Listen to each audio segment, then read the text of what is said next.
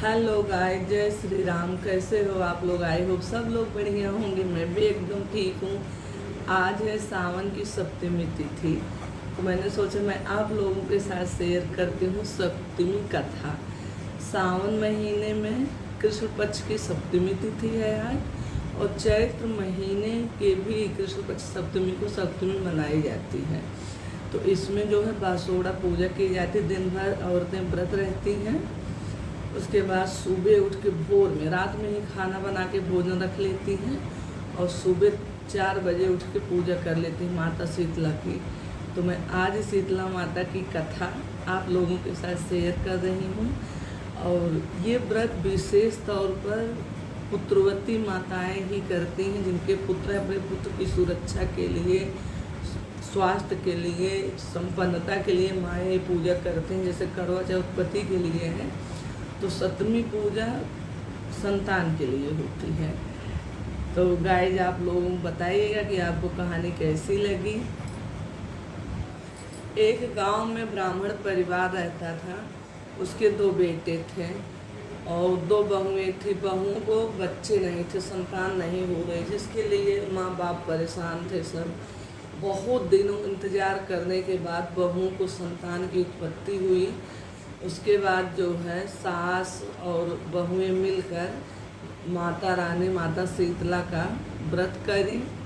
जब व्रत आया तो व्रत शुरू की, और भजन कीर्तन पूजा सारी चीज़ें शीतला माता की सास बहू मिलके कर रही थी। बहुत दिनों बाद संतान हुई थी, तो सास ने कहा कि इसमें बासी खाना ही खाना चाहिए, गर्म खाना नहीं खाना चाहिए। तो व्रत पूरा हुआ है रात में, तो रात में पूरा खाना बना लो, क्योंकि सुबह ही पूजा करनी है। तो बहुएं रात में पूरा खाना बना ले, लेकिन खाना खाना नहीं था। खाना जो है सुबह भोग लगता, पूजा होती तभी खाना था। तो बहुएं चिंतित हुई कि बासी खाना बच्चों को खिलाएंगे, ऐसा ना हो कि बच्चे बीमार हो जाएं।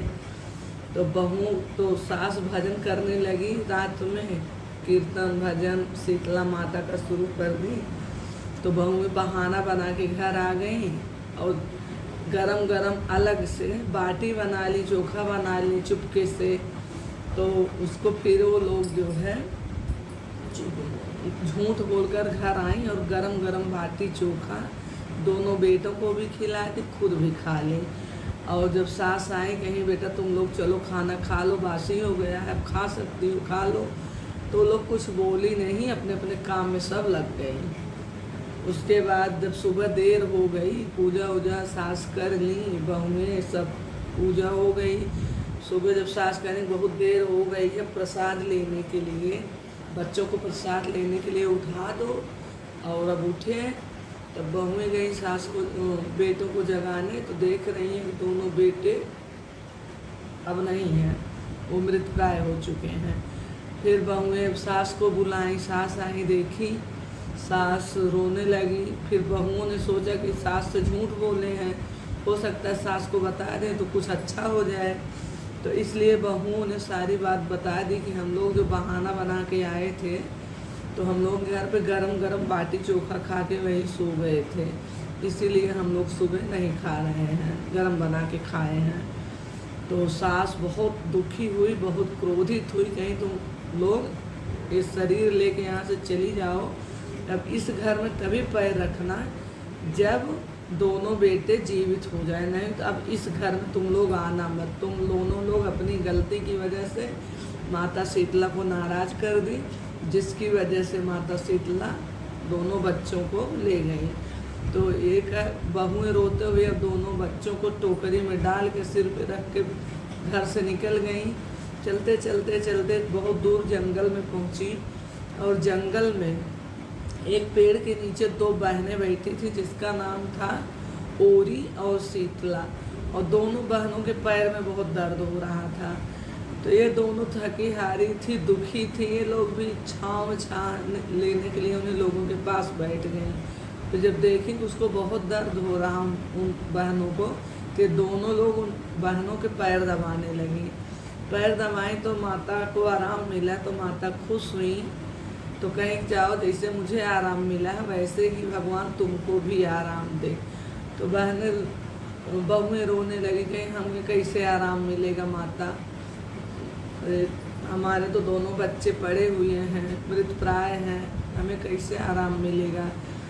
तो माता पहचान गई उनको। माता ने कहा तुम दोनों बहुत व्यभिचारिणी हो, तुम लोगों का मुंह देखने लायक, इतनी स्वार्थी हो, सास से झूठ बोली, माता का व्रत खंडित कर दी, तुम्हें इतना गरम गरम खाना खाने की पड़ी थी, जाओ यहाँ से।